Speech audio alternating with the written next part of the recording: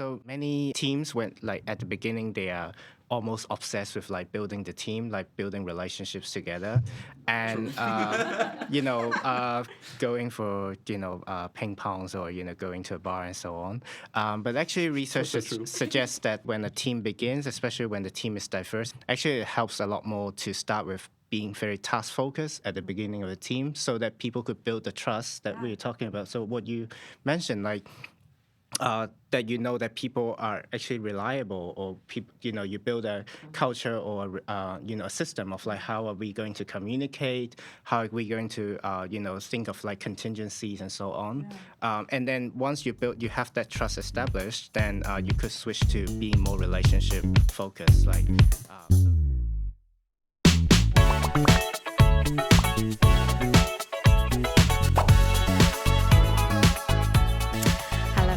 Welcome to Poppin' Bubbles Podcast Episode 2, where we unlock business and academic insights to inspire students to take sustainable action. We are your hosts, Stefan and Lisa. And today we have Mérida and Hodar. Yeah. Am I saying that correctly, Hodar? Yes, that's right. Welcome. Thank you. To our podcast. Last episode we focused on climate action, and today we're going to talk about health and well-being, specifically focusing on mental health. So to start off, we have Hodar Lam, who is a researcher in organizational behavior at the Rotterdam School of Management. Yes, that's right. Welcome. And Mérida Miller, who is the founder and director at Project Fearless, public speaker and professional, my favorite one, hype girl. That's very true. That's a cool business title. Thank you. We love that. We saw it and we're like, instant click. It's going to go great. I've actually invoiced people with that exact, it's been pretty special. Is it your email handle? No, not in my email handle, but I should add it though. Yeah, that was so call. cool. If I got an email from a professional hype girl, I would be like, yes, go girl. So maybe we should start off with kind of a bit of an out there question, which is what is well-being to you? Because we were researching the SDG, which is health and well-being, for this topic, and oh man, it's big. So It's a lot. It encompasses a lot. But I mean, I think it's a bit more interesting to know what is well-being to you. I don't know which one of you would like to start. I mean, for me, well-being is just balance of. I view a lot of things in Venn diagrams. So for me, it's kind of what is your personal bubbles that have to be connected together, and that center of the Venn diagram is your well-being. So whether that's connecting your lifestyle, your profession, your social life, and making sure it's somewhat in balance. Like, there's no way we can possibly always be in balance, but having somewhat of a balance between, professional life, purpose, things like that. Is it then primarily mentally, or is it also physically? No, it's definitely physical. Yeah, it's definitely all the things. So it's definitely, mental, emotional, physical. All those things are somewhat in balance. I say that, but I've never been in balance my whole life. So Same. Yeah, it's but how do we make sure, or how do you connect to make sure your purpose is not driving you overboard? Making sure, especially when I started Project Fearless, my purpose was really high, but my well-being was really low. So how do you kind of balance those things? That's for me. Interesting. Yeah. So I hope I don't turn this conversation into too nerdy talk, but Go.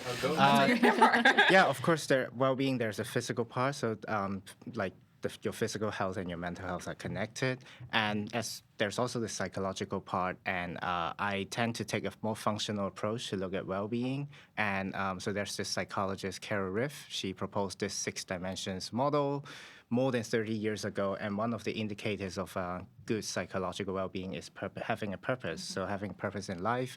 Some other examples include having autonomy, feeling that you're in control of the environment, having good relationship with others. So I study loneliness, and that's also one of the anchors that I draw on.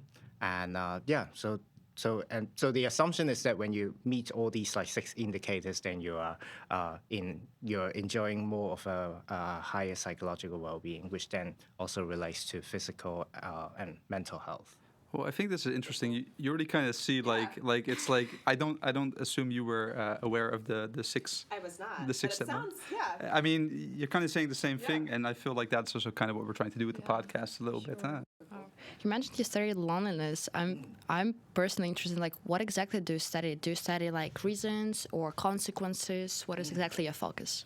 So I would say like all of them. But I'm primarily interested in loneliness in the leadership context. And there are a couple of reasons, and one of them is that I think loneliness is like we talk about anger, we talk about sadness, we talk about happiness, but loneliness is somehow like really like the stigmatized feeling, like you have shame and guilt to even admit that you're feeling lonely. And especially for leaders or generally for employees, that makes it an even more difficult topic to talk about. And I somehow had this calling that I feel that it is my mission to. Your purpose. Yeah. Love it. Okay. Yeah, it's a moral statement, right? Like loneliness is also real, and it's also part of leadership and also work experiences. So yeah, to answer your question, of course, I study, what triggers and what are the consequences, but also look at the experience itself. So what are the meanings people attach to it? Yeah. Mérida, as a leader of sorts and the taker on of the task of inspiring entire generations, do you level with that? 100%. I was resonating, especially when you said the guilt part, because I, as a professional hype girl, I am hyping a lot of people up, and I have a lot of contacts with a lot of people, but certainly when I was in my very low point of like my mental health was really low, and I felt really lonely. And it's funny because you can be surrounded by a million people who love and support you, but you can feel really lonely. And it's that there's always at the top is very lonely, right? So how are you bringing people up with you and inspiring people? And so yeah, I definitely resonate that, and that guilt of like, oh, I shouldn't say I'm lonely because it's not like I'm sitting at home by myself all the time, although there were some days, but because there was a million people around me, but it was feeling... It's such a contradictory feeling, right? Absolutely, and you're like, oh, I don't want to share that part, but it is kind of lonely, and especially if your mental health is not well, it feels even lonelier because it feels guilty to even be in somebody else's presence because you feel like you're going to drag them down or you don't want to share, which can be isolating as well. Yeah, it definitely resonates. Do you ever have you ever reflected on the idea of like when you were feeling lonely at the top after creating what you created? That you were like, how did this happen?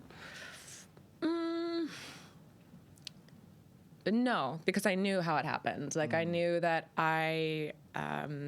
it is part of the job. Yeah, it's part of the job, and also I'm somebody who, I know this about myself, is that I often put others in front of me, others' well-being in front of my own time and time again, which is a real struggle for an impact maker because you're constantly feeling you're not doing enough, you're constantly wanting to do more, you love that feeling of helping others. So I knew it was a product of my own design. I knew that I was working crazy hours. I wasn't taking care of my physical health. I wasn't asking for help from people or support from people. So I knew where it was, but it just felt like at that point, I felt like I was in a spiraling circle. Like I was on a hamster wheel that was going so fast that I couldn't get off. And it felt scarier because it felt like there was no out. So. No, I've spoken to managers who it's not like they don't feel lonely or they don't feel emotional at work, but they just lack the vocabulary to articulate their feelings, and we are not taught that way. Like in schools, we don't have a subject called expressing your feelings or working on your. I love that idea. Yeah. So. But I think I'm just putting some perspectives to your stories here. I think what is lacking or what makes it so difficult with all these skills is a lack of reciprocity, which is very important in how relationships. What is reciprocity? Like a give and take. Okay. To translate into human language. Yeah, thank you. You're welcome. I almost failed high school, so if you just go back through that. Yeah. So let's do a thought experiment. Let's say you're in a romantic relationship and you're always this giving person in the relationship, and how would you see this relationship is going to go? And for a lot of leaders or managers, they will see that they are in this giving role. So you mentioned this, like you're giving, you are also giving, but also for your parents, you're giving, the affirmation that they don't have to worry about you. But we don't get something in return. But at the same time, we are programmed in a way to have the expectation that whatever we give, we'll take something back. And it's completely normal. It's just, how human minds work. So I think it's the lack of this form of getting, sometimes it could be some credits or affirmation, appreciation of what you're doing, and yeah, so that makes it makes it difficult, or makes it guilty to talk about loneliness and 100%, yeah, or that you're going through a rough time, or yeah. I mean, it's funny about the whole affirmation thing. Like, I also have maybe a counterpoint to that, is that, like, depending on where you are with your mental health, but I remember being so low and so overwhelmed that I had this very clear visualization of, like, I'm drowning, but I'm holding up all these plates at one time, right? And all these plates have the kids, the parents, my team, the organization, and every time somebody would give me an affirmation, it felt like a pat on the back, and I'd just come just enough to be like, and then go back down and hold it again. So it was like this also weird thing of, like, okay, I'm getting the affirmation, but it's not pulling me out. Like, it's not helping me. So how to find that, because as you said, there is some self that needs to kind of say, I can't do this anymore. I can't, or I really need help. Because I think a lot of times people think help is, you're doing a great job, keep going, we got this. But actually help is, what do you need in this moment right now? What can I help from you? And we're also not taught that. Like, we're not taught to... Self-acceptance. Exactly. Yeah, that's one of the indicators in the model. Love it. And going back to model. Yeah. So my background is actually in fashion design. And I started immediately from university. I went and worked in an innovation team at Under Armour. So I designed for athletes all over the world. And after 7.5 years of that, although I had a very sexy title, I was the only person who did what I did, I didn't feel like I was making the impact I wanted to. And impact for me has always been really important. And also, I needed to be in it, right? Like, I needed to be working with whoever I'm impacting, and being able to see, like, oh, this is actually working, or what doesn't work. And I had moved to Amsterdam, like in early 2017, and by 2018 I was burnt out because I was just spiraling in my job. Like, I didn't know, I don't know.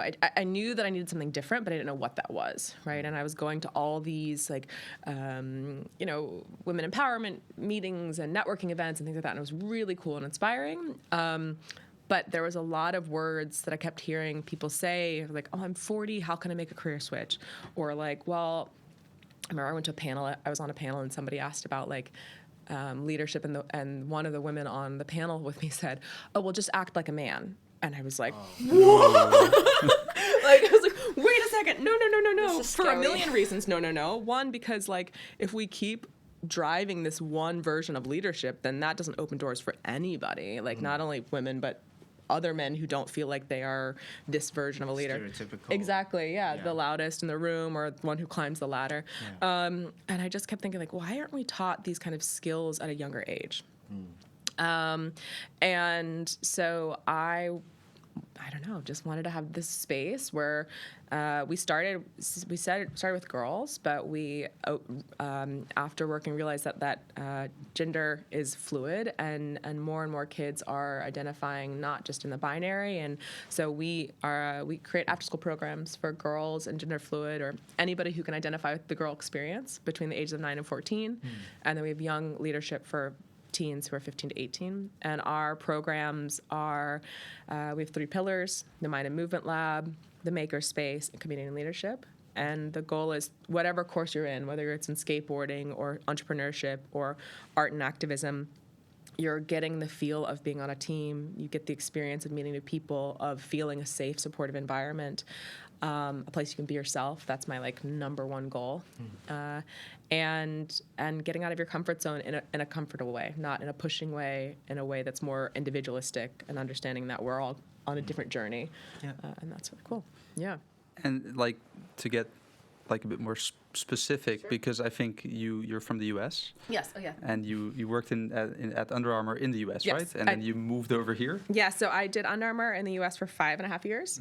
And then I moved here, like I said, in early 2017, and then did that for 2 more years. And then 2019, quit my job, became a baker, assistant professor, and a gym instructor, which is where the Hype Girl name first started, because I was the 6 a.m. Hype Girl. Oh, I'm so jealous. My classes are really fun. While I was building the business plan behind Project Fearless, because I was what I needs to do. So the business plan was great because it's really important to get those ideas in a structured way. But as somebody who has to be doing, it was hard to just be looking at paper. And so I did all these other things to keep me busy and keep me learning, and I learned so much in each of those aspects. And then we launched Project Fearless in September 2019 with 30 kids. And since then, we've grown, and actually this week we hit, I think, 1,156 girls and kids through our program since we started. Wow. So it's, yeah. Congratulations. Thank you. Really excited. That's really great. Yeah, it's pretty cool. And we're going to Rotterdam this weekend. Yeah. Some of our listeners, right, we'll get to Enactus later, but like there are people that want to make impact, and I think that making impact has to do with being driven to do so.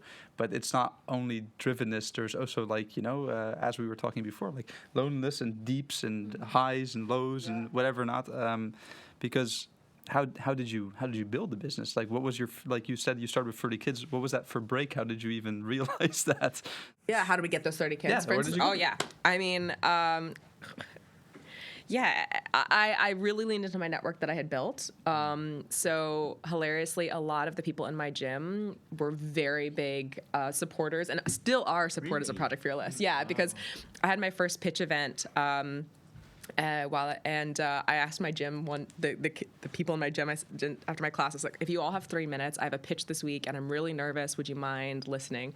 Every single one of them in a class of 20 sat down and listened to my pitch. And That's from amazing. there, and it was really amazing. And from there, actually, they became huge supporters and shared within their companies, things like that. But I also was flyering the city. I was going to Aldi, putting up posters, like the real grassroots things. Like, Wow. I don't have kids this age. Well, I don't have kids, but I also don't have kids this age. I didn't know many parents who did, so I just had to talk about it. Like, you just had to practice your pitch, if you will, and share what you were doing. And I think one of the beautiful things about Project Fearless is whether you are female identifying or not, there's something within what we do that you can resonate with. We all deserve a safe space. We all have stereotypes that hinder us. And so I felt really supported by all those who joined, whether that was by telling somebody who had a kid to join, or the women who first joined our team as coaches. I mean, I went on to every Facebook group and said, hey, this is what I'm doing. Here's what I'm looking for. And I had a huge influx of people reaching out. Wow. But I think it's because our mission is, and I say this to my team all the time, is that well, when we interview people or we ask them to apply, one of the questions is like, what does Project Fearless mean to you? Mm-hmm. And I love reading that because that really shows the purpose of why they're there, because it's going to be different than mine. Mm. I was really lucky at a young age. I had people who said, yeah, this sucks, because being a 12-year-old girl sucks. Mm-hmm. But if you stick to being Mérida, I promise you this is going to be great.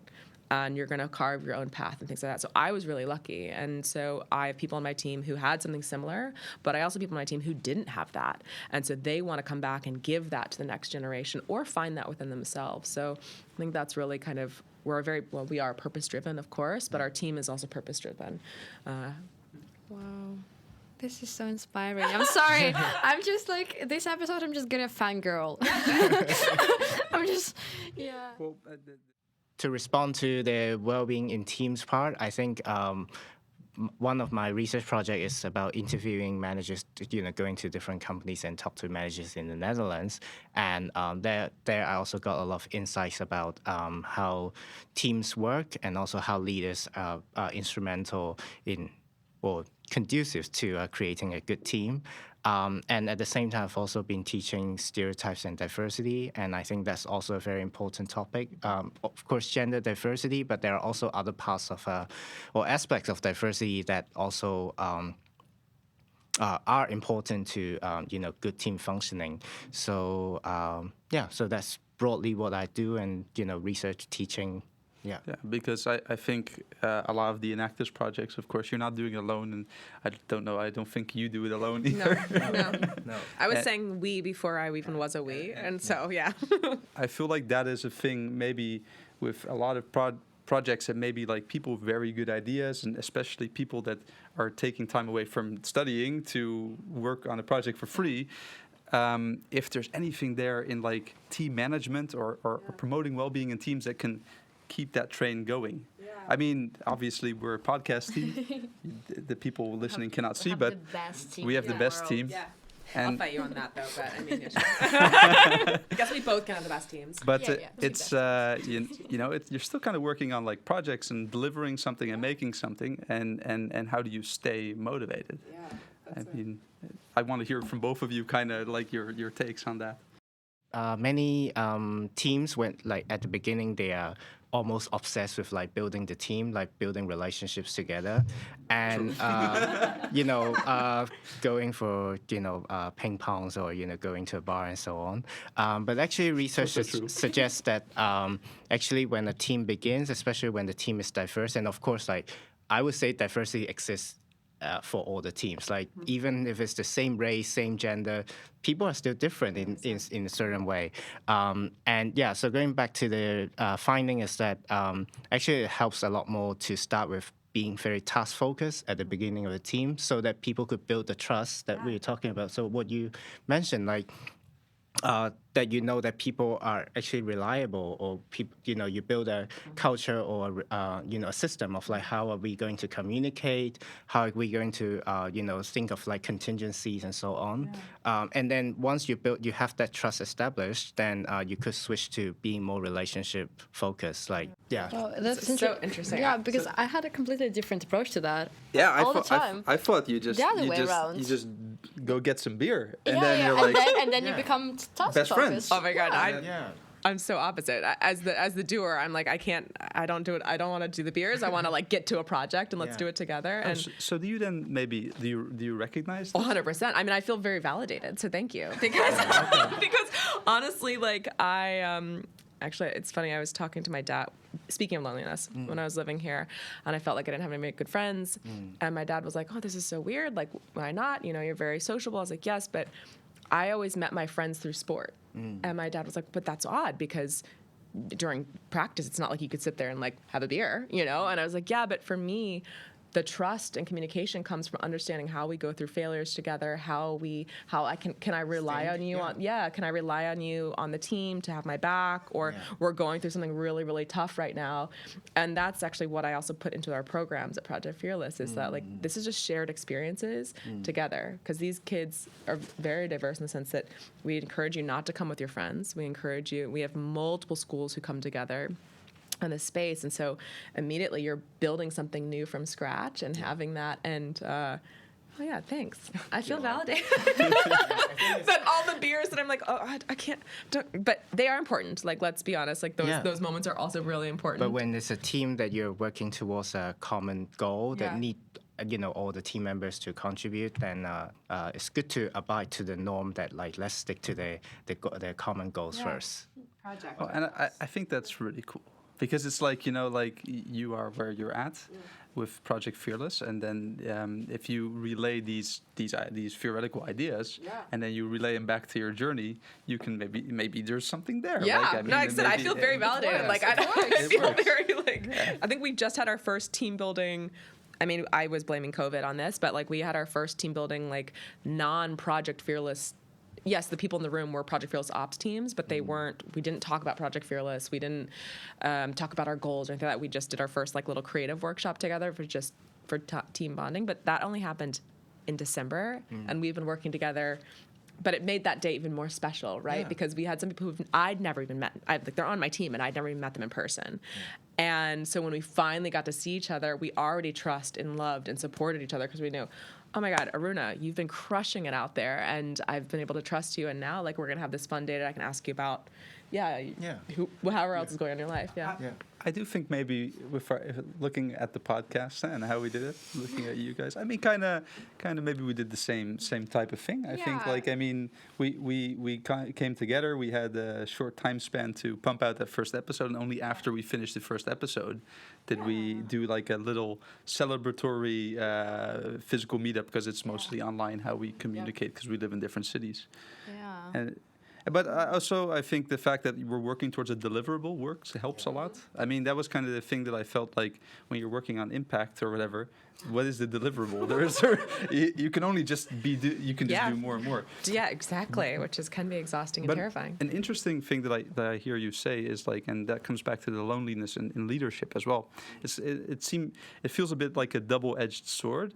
It's like you were saying that you need to be there for your people, your team, and encourage them and reciprocate that they're doing a great job and pointing out evidence that they're doing a good job. But that also takes a toll on yourself, I would assume. Because who does that? Do they do that to you as well, or do you feel you feel the core instigator and therefore you kind of are lonely at the height? No, I do feel. No, I think because we have this shout out culture, because part of the shout out culture is also saying like, hey, we just launched this incredible training plan, and that took Alex, Iris, Abby, Aruna, Sam, Jane, all these women came together to make this incredible book come together. And so now, and I think that was like what I've noticed now is now when my teammates want to share something they've launched, they also shout that out. And for me, that's awesome that I can see that they're taking that on and feel pride enough to say like, yeah, it wasn't just me. Yeah, I'm the one handing it over and signing the, whatever, or cutting the ribbon, but like this is the whole team that came to help me do this. And when I see them doing that gives me a lot of like, yeah, like we're doing it. Well, I think that is interesting because I think leadership is about inspiring the people to make a change, and like, maybe you start as the instigator. Yeah. But it's great if you can transform it to where people are kind of reinforcing themselves. 100%. What do you think, Hodar?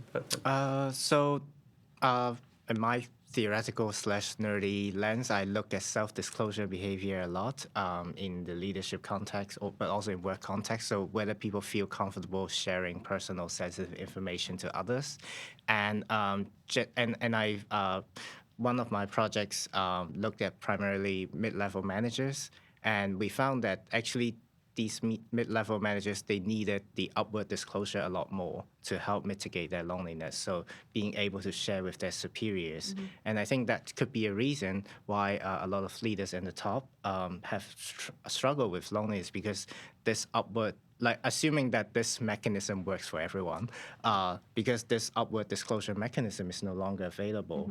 Oh, yeah. Right, okay. I mean, like let's say a traditional company, the CEO could not disclose to the board of directors, right, or nor to the public. But these are the people that he or she would be accountable for, right? So. So of course, like also from some managers that I spoke to, some would proactively cope by looking for other sources for disclosure, like family support, seeking an executive coach. It works for some of them, and another thing is that they also have these externalizing narrative going on that I found, like for example, saying that like, oh, it is part of the job, or I'm not at that level yet. I mean, assuming that that person is not a CEO yet. Yeah. So if I'm not at that level yet, I aspire to climb up, but as long as I'm not there yet, then loneliness is not there. So these are some of the coping mechanisms, and of course there are also some who actually appreciate loneliness, like. Because I was in this lonely place, that I could have the time to think about my decisions, or we grow together, or it's part of the growing pain. Like if I went through this loneliness phase, then I'm going to grow into a better leader. So there are some narratives going on to help cope with this uncomfortable feeling. Yeah. Interesting. So is there like a solution then? I mean, like if you are the CEO, for example, like what are you supposed to do to combat loneliness? So I think like looking for suitable sources for self-disclosure, and then I think having a professional, it could be a coach, it could be a psychologist, to help you make sense of the whole. It's not just loneliness, but also like there are other struggles going on. And very often, I think you started with a very nice example that you have a very harmonious teams. But there are certain situations, especially making difficult decisions like layoff or restructuring, that you are put into this lonely place to make difficult decisions. So and sometimes you need an external not extra, an extra perspective to 100%. make sense of all the frustration, loneliness, anxiety, insecurity, to attach a new meaning to this. So some managers cope better with these struggles by, for example, making sense that this is part of a growing pain. So after going through this, I'll grow into a stronger or a more capable leader, for example. Yeah.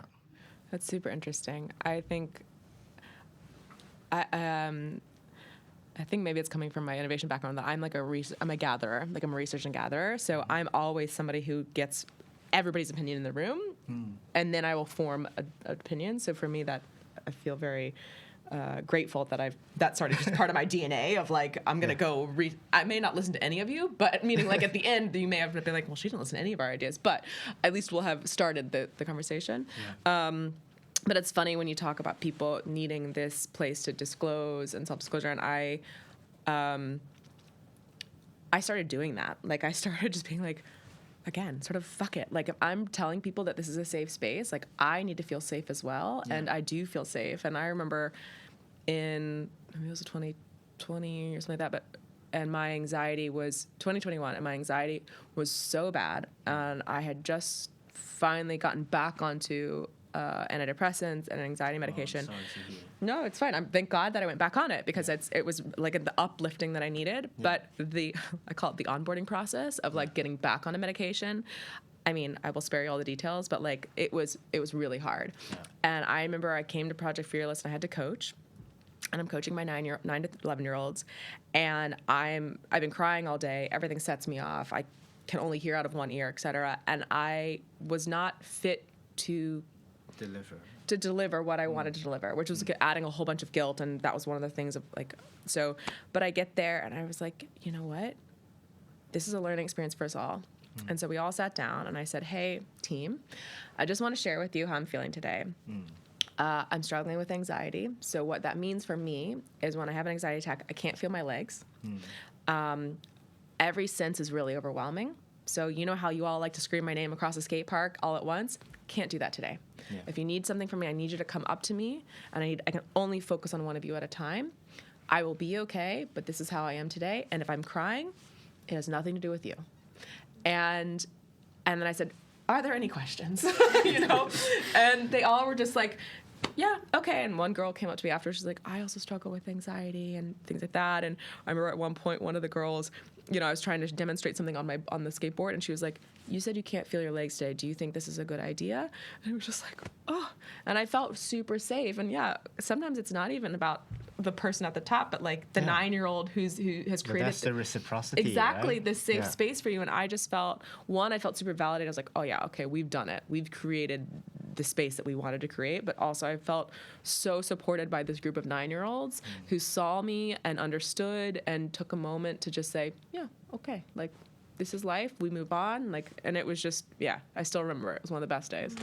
Like I personally, I can never share, and then the moment comes when I have really high social anxiety, and then it skyrockets, and I'm having a panic attack in a lecture hall, and my friends, they don't know what to do because I genuinely don't share that, and they don't know, and they usually are not mad with that, so they're like confused, and they're like, oh my god, what do you need? But I cannot answer. Of course, yeah. And I'm just like, I'm completely zoned out, and I'm just like in my own like circle, and I'm just trying to breathe, but it's not happening, so it becomes this huge mess of everyone panicking because no one knows what's going on. And then usually there is one person who can like come in and like, I know what to do, everyone like leave the room right now.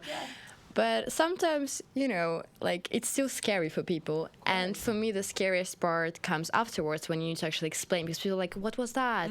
Are you okay? And I'm like, yeah, I'm completely fine. I'm doing all right. Yeah, but it's so great that you actually can share that. And I feel like I'm like the luckiest person in the world that I had that moment that I was like, I need to go coach these kids because I have a responsibility. But at the same time, and I think it's really important also for your team to know, right? So if you, and we've also started that on our team as well, as like, if you need a day off, you take a day off. Just let me know. right? Like if you ghost me, that's a problem. Yeah. But I need to know how, you know, you don't have to go into super details, but if you need a mental health day, do it. And I feel really lucky that our team is starting to, it's funny, as I notice as new people join the team, like that's a learning curve for them because they've not necessarily had that space before. Yeah. So now, you know, I can see, you know, a couple of people just like a little bit anxious about like they have triggers or they've done something wrong, and you can see that it makes them quite anxious. It's like, and so they're also learning what it feels like to be in a safe space. Yeah. But yeah, it's interesting. I wonder how you could promote that. Like, how do you deal with new people coming into the team and getting them acclimatized to? Yeah, I know that I try to be myself, right? And they can see that I make mistakes, that I take things lightly, that yes, this purpose is really important, but we can do this together. And also checking in with them. I have an amazing board member who has also taught me this, where she starts every board meeting of like, where are you right now? Yeah. What's on your mind?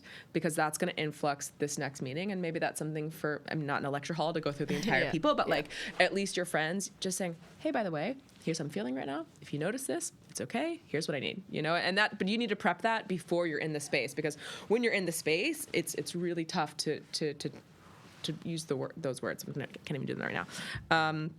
But that board member, Soraya, she was incredible about, you know, really setting the scene. And then she's also been able to call me out in a light way of like when I'm having a panic attack or an anxiety attack, or all of a sudden I don't even notice what's happening. And she'll say, hey, Mérida, I noticed that your speech has gotten really fast, that you are really distracted, you're a little bit shorter. Do you need a moment? How's your mental health right now? And I think those moments are really important for a team, and kind of, you know, especially if you all come together, just like, where are we mentally? What do you need to kind of get off your chest? And what do you want to celebrate, you know, that we can celebrate with you, or what do you want us to like boo? You know, we can also boo things together. That really helps to sort of set the scene of where you are. And sometimes that can be hard, because sometimes you're like, we have 30 minutes for a meeting, we need to just go. And I know Soraya sees that in me, where I'm like sometimes just itching at the fact that she's like asking everybody in the room how they're feeling right now. And I'm just like, yeah, what if we just started? That would make my anxiety go down.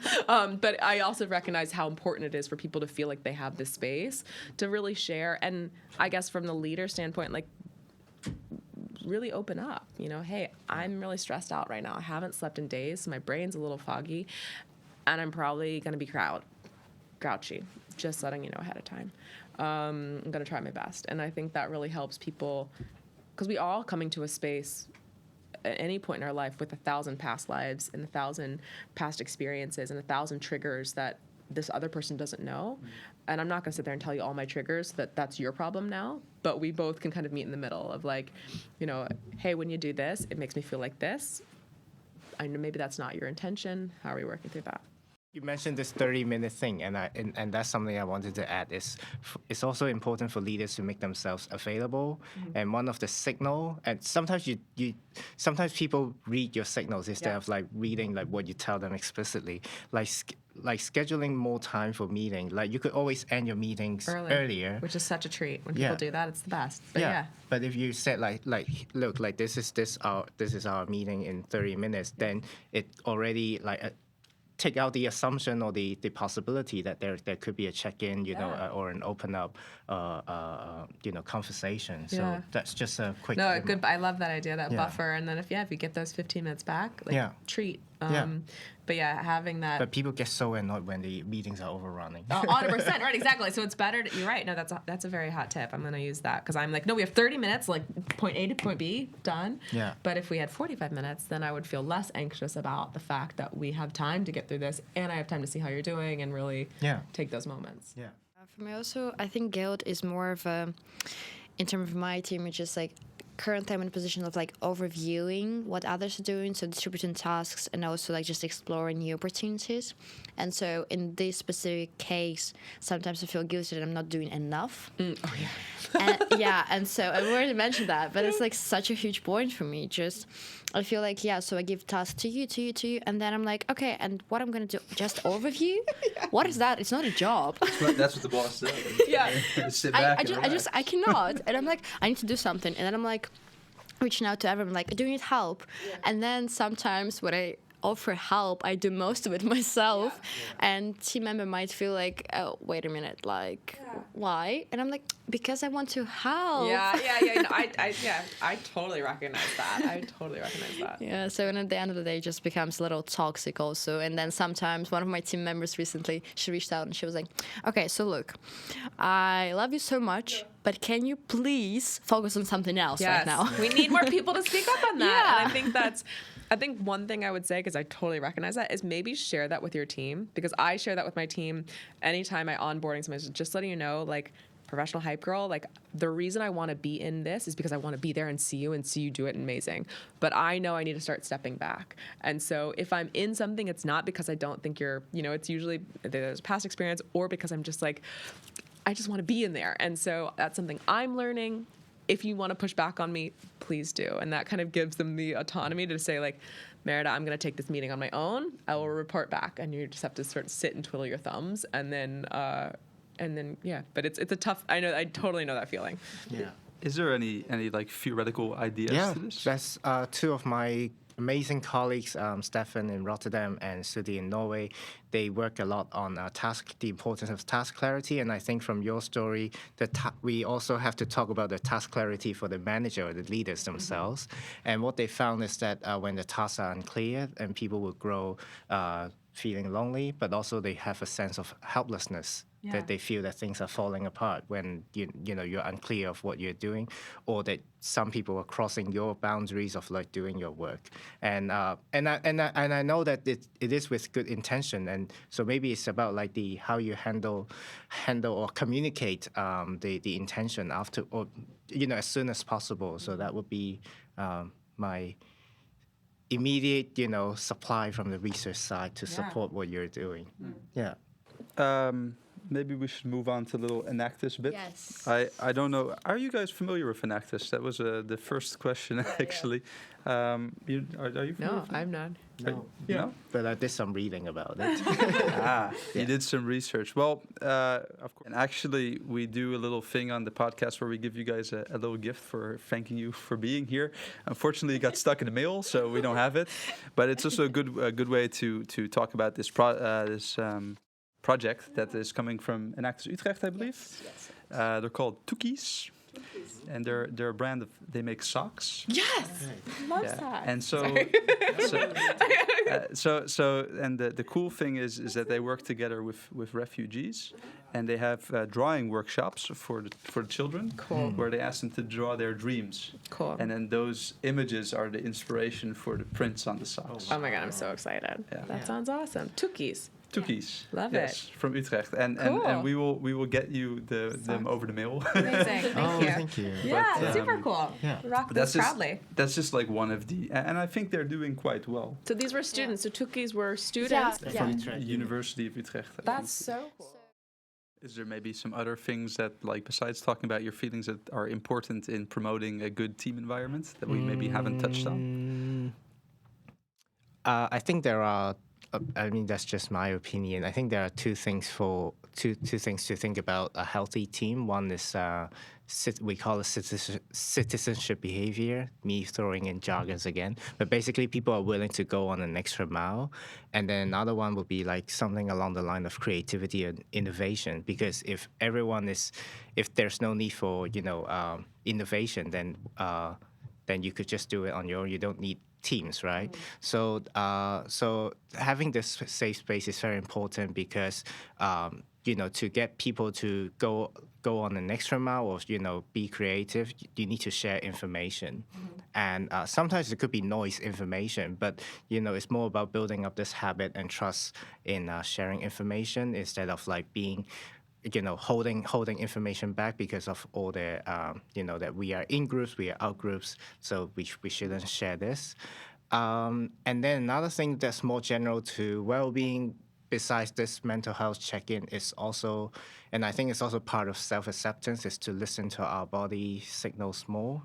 And because physical and mental health are very connected, and sometimes you have these like headaches or strains for no reasons, you of course you could go to the GPs and they ask you to take paracetamol. I was just gonna say, and give it a paracetamol. Yeah, perfect. Yeah, or if you're having anxiety or depression or borderline clinical mood disorders, then it's easy to say to go for the medication routes, but that's also the way your body is trying to communicate with you that something is going on in the mental health side, and and I think that's also something that both in research and practice that we haven't paid enough attention to 100%. that.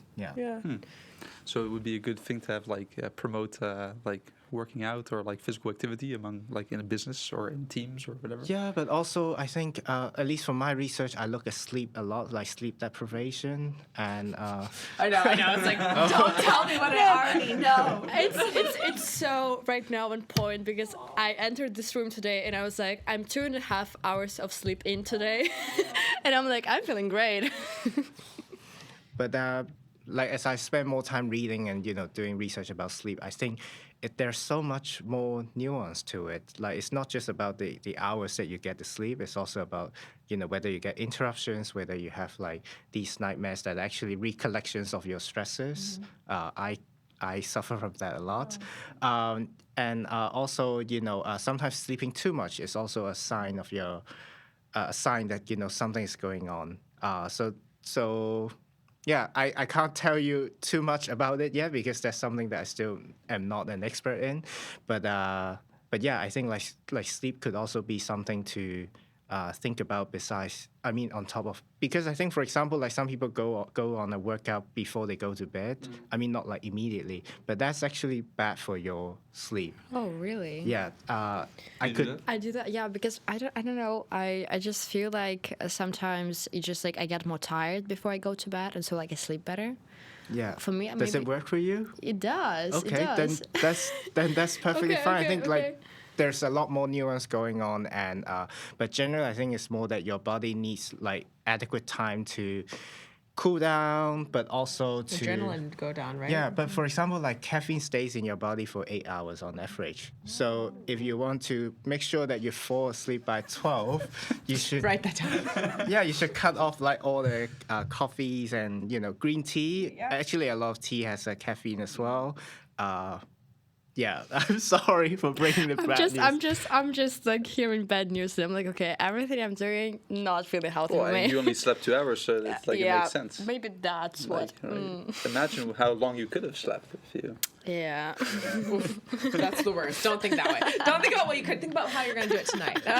Don't think about what you wish you'd done. I think there's a psychologist, Ben Walker. He wrote this book about called Why We Sleep. I think he actually I think it's him. He suggested to have this caffeine cleansing week. Just have a whole week of staying away from caffeine, which for me is the biggest self-regulation challenge. But yeah, I've tried a few days of staying free from caffeine, and that actually also helps a bit. Mm-hmm. Yeah, it's a good team building event. Yeah. A team building challenge. More like a team challenge. Yeah, I like that. Yeah. Maybe it's something to take. Yeah, maybe. I don't know. I think the first couple of days everyone will be very grumpy. I was like, I don't know how I feel like but proposing then people that to would my go team, for all these sugar drinks instead. Yeah, no, That's exactly. also not good. So. Yeah. Sleep for me has always been a real hard thing, and also in the impact space with the deliverables, their work can always be done, more people can always be helped, and that was something I really had to get over, because especially something that you start on your own, it's your, and for me, Project Fearless is me turned inside out, right? So it just felt like, how can I possibly turn this off? And then I was going through these cycles of just not sleeping, because you can work 24 hours, but then you get to the point of I can work 24 hours 360 days a week, and still there wouldn't be work that needs to be done. So it's a tough one, though. But that's also a self-regulation of being okay, Mérida, you need to close your laptop at 5 o'clock. You need to take, if you're going to work all through the weekend, you need to take a day off on a Monday or something like that. And that's not doing enough work, but you have to. But it's tough. I totally recognize that. And I think it's just now no one actually talks about it too much, and then we go to the point where we can like talk a little bit more about it in podcast, but there is so much more we just cannot possibly and physically just like talk about here. But it's so important to mention. And just like also, as you mentioned, like burnout and like younger colleagues, it's like I see it all the time in school. It's just like it's horrible, like, and you don't have a like mental health break day. Like we have exams and like half of my friends are burned out, like just because we don't have a break. And no one talks about it. No. Exactly. You just did it. Like I mean, I went to fashion school at the same time. You averaging 2 hours of sleep for your senior year was normal, and that was more coffee. Yeah, more coffee, and also I think like certain industries also breed that, right? Like the fashion industry is very advertising. Yeah, advertising, same thing. It's like known. You can either take it or you can't. You can either keep up or you can't. Like get in or get out. And I think about also the world that we've created in the sense of like it's really hard to turn off. Yeah. Right. And like I use this example with I kind of got in a little argument with a woman the other day because she was saying like, well, I just feel like kids these days have it so easy. They're just always on social media. They're always on their phones. Blah blah blah. I'm like, yeah, because we've created a world in which you can never step away. Right. You can think about us as adults. How many places people can contact us? LinkedIn, WhatsApp, Instagram, email, etc. And your phone is everything, right? Like your phone is everything. Even if you're on there to play a game, you're still going to get notifications. You're still going to have that trigger where like I go on for one reason and all of a sudden I'm like, why am I on my email? And like, and so, but then you think about a kid's brain who's developing, and not only is there, schoolwork, things like that, but also like they can be contacted at any point, and they're also having a developing brain with other developing brains. And if they step away from their phone, that's their social life. They already are feeling that pressure, so they can't. It's harder for them to self-regulate. I need to put this away. And I remember I was coaching one day, and we don't allow phones at Project Fearless unless it's an emergency. And there was a girl in our program who'd been there a couple of years, so she knows the deal. So I was like, "Yo, like, what's up with the phone? Like, put it away." And she was like, "I'm really sorry, but like something happened at school, and now people are messaging me on Snapchat, and somebody's gotten my phone number, and I don't know who it is, and they're messaging me on WhatsApp." And so we used to be able to step away from that, right? We used to be able to say, and sometimes we close the laptop, walk away, or like at school, I don't know how old you all are, but at least I didn't grow up with social media or smartphones. Like I could step away. If something happened at school, I had to face it the next day, and that was going to suck, but I wasn't being contacted at every angle. And that really made me realize, like, yeah, we've created that world for the young people, but also for ourselves. Like, we have so much that we're requiring of ourselves, and we don't just get to walk away at 5 o'clock in the afternoon after we check out of work. Like, work is on always. Well, I try to be quite strict in it. Yeah, good. I mean... It's tough. It's yeah. Oh, just I just want to do some fairness, on this. People working overtime. I think sometimes people get into the flow, especially like in creative industries, or sometimes people, especially people work as a team. They are so focused, like what we are doing now. We're running overtime, and that's completely fine because this state of being, in the flow gives you energy. So, So I wouldn't be like too completely strict in the boundaries, as long as you could make sense of it as giving you energy or pleasure or sense of achievement. Then it's still fine. But of course, like just to give some leeway into like not this. And that's something I've had to learn too. It's like what I would do is I'd take a flow state and run it straight into continue working. So then there was no interruptions break of and so but now I have to be. I'm trying to be really strict on myself. Of not strict, but like more. I have to be a little strict on myself. But like of saying like right. Even though that felt really, really good and you were doing really, really well, it's still really important to do something just for yourself and just take a second back because, and also recognizing that it does come in waves, right? Yeah. You'll have some days, and I'm getting better at putting less pressure on myself of certain things. I say it's marinating, I'm like, I know the end goal. Yeah, I have the end goal, 31st of March. But, and yes, could I sit down and do it today? Probably. Would it take really a long time and like be like pulling teeth? Yes. Or I'm just going to let it marinate and know that flow state is going to come in and that's okay. So there's going to be some days where I feel like, I'm not doing a lot of work, but then there'll be some days where you're just in it and it feels really good and really natural and giving you that energy. So, but that's something I've learned only recently of like accepting that you don't have to be on all the time, and sometimes if it feels like pulling teeth, it's time to step away, and your brain is smart enough and working behind the scenes at all times, so just let it marinate back there. Yeah. And maybe that's also like the good thing about what we were talking about earlier with the whole job or like the role descriptions. It's like if you know that someone else will take care of it, then it's maybe easier to let it go. Yeah, exactly. I mean, I can trust all the people that I work with on this podcast, and then I don't have to think about that stuff. Yeah, that's great. Maybe we should move to these two closing questions, because I'd like to ask these questions specifically. Like, so this is, of course, about inspiring students, aspiring students, just general change makers, people that might be, have a good idea or have their heart in the right place and want to kind of like, do something with that. And so what would you advise someone trying to start their own impact-driven business? Yeah, I know it was not going to be an easy question. I don't know if you... Yeah, you going first? You want me to go? I need a moment to think, because I have a million. Yeah, I think the three words, reflecting on all the, both, reading and, life experience and so on. I think the three words I came up with would be pay it forward. So, as you start as a business, you probably would get a lot of help from other people, and there's no way that you could, pay them back. So keep these favors in mind and help others when they are in need in the future. And I'm sure there will be a lot of them who would benefit from your help. I just got what pay it forward meant, because you explained it. I never thought about normally you pay somebody back, but instead you're taking that money and you're making it go forward and you're paying somebody else's way. Yeah. I'm learning so much today. That's amazing. That was like a today I learned. Like that was like a mine. That's awesome. Yeah, well, it's also the name of a movie. Oh. Yeah. Pay it forward? Yeah. Okay. Yeah. Is it good? Do you recommend it? Yeah, it's by Helen Hunt and also Kevin Spacey. Oh, I love. Okay. Right. Yeah. Well. Yeah.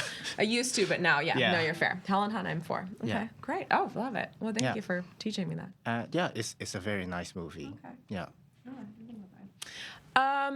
Yeah, for me, I would say be unapologetically yourself and own your unique strengths. I often saw people when I would tell them what I'm doing, they're like, "Oh my God, that sounds so cool! I want to be like you. I want to be like you," and it's like, that's great, but which part, right? Because if you're not, for instance, my work.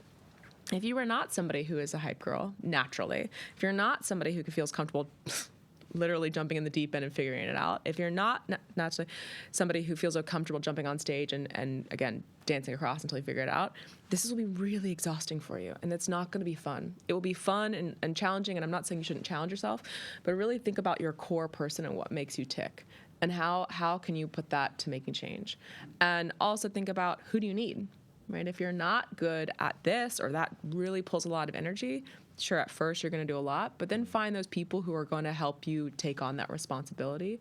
For me, I hate networking events, and which is weird because I'm somebody who talks a lot, but like I hate networking events. Whereas Sarah, my new ops manager, she loves them.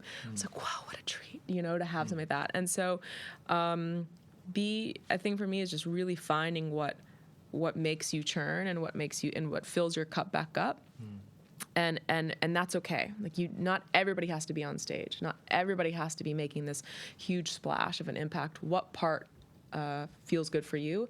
And maybe it's not a sense of, I'm going to go start this thing, but say, actually, like, I don't like to be in the forefront. I like to be in the back, and that is just as valid, if not more, if not incredibly equally as important and helpful. So maybe find somebody else who's doing that already and support them that way. Like, yeah, you don't need to reinvent the wheel, or you don't need to start something. You can actually, what a lot of people need is support on something. And so find some place that aligns with you, finds your fit, and see how you plug right into that. And then your impact is going to be that much better. So it's something you'll be taking back to. Yeah, to I'm making notes Good. here. Okay, like I have a lot to take. You have a lot of notes. Yeah, I do. And maybe the last thing we also wanted to ask you, we touched upon like bringing new people on a team. What do you think are the most important aspects in building this well-functioning team? That was a hard question. They can be variables, if you like. I wanted to say kindness, but I'm not sure if it's like something that you could really like measure or capture. But I think there are also, like, reflecting on my experiences, I think there are a lot of smart, capable people out there. But whether they choose to be kind is another question. Mm-hmm. So I would look for kindness in the people. Yeah, that's good. So is the question? Repeat the question again. Is it like... What are the most important aspects to focus on in creating a well-functioning team? Okay, so you're working, so it's like the manager side of things, of like you're creating a team. I mean, I think all leaders need to be empathetic. I think that's the biggest one, and just kind of, and I'm learning this more and more, is recognizing, again, like everybody is coming to this moment in time with a totally different past life, totally different experiences, who has shaped who they are now and how they're going to respond to things.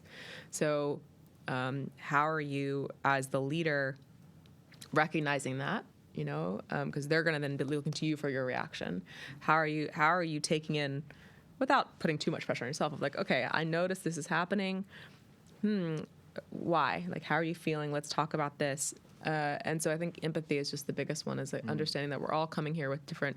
I don't know everything that's happening in your past life. I don't know that you haven't slept in 3 hours unless you tell me. Like, I don't know what all of this is happening, but if I can be empathetic, it will then give the kindness to somebody, and then they'll probably feel safe enough to then say, hey, I haven't slept in 3 days, and it's like, cool, get it. I thought I had done something wrong. So I think that sort of that's how you build a safe space, is that empathy and that really understanding of, like, not only are we all diverse in what we bring to the table, our strengths, but we're all diverse in our past experience and what it's going to shape how we approach this next moment together. Yeah. Cool. Wow, it's so nice. Yeah. I feel like I'm really impressed. We crushed it. How well it came together. Like we had. Okay, can we also do that? There we go. All right. So shall I then bring it to a close? Yes. So everyone listening and/or watching, thank you all for listening and/or watching. This was Mérida. It's not Mérida. I'm so sorry. It's okay. No, it's fine. There's a lot of versions of it. Okay. But Mérida, and Hodar. Yeah. Thank you so much for being here. This was super interesting. I wish the editing team luck trying to cut this down. 2 hours. Yeah. But it's a two-part episode. We had some key takeaways that we wrote down that we were trying to bring to you guys, the listeners. I think starting your own impact-driven business is hard work, and also knowing the right places to start, and the right people, and also knowing your strengths and finding the people that have the strengths that you lack as a person, but are maybe not as great. Yeah, your blind spots. Yeah. And that kindness and empathy is important in teams, and creating a safe place, and also triggering people to be able to talk about their feelings, and that will really benefit teamwork, as well as just checking in. I think in your teams to promote a good work environment, and also celebrate the victories and make everyone feel part of the whole. Yeah, absolutely. So there you go. Do with it what you want. Thank you all for listening. Yes, we're your hosts, Liza and Stefan, and this was Popping Bubbles Podcast. Do you feel like the bubble's been popped? Yeah. Yeah. I've learned so much from you. This has been awesome. Oh, I'm really, Thank you guys. I've also learned a lot from you guys. Yeah. Thank you. Wow, man.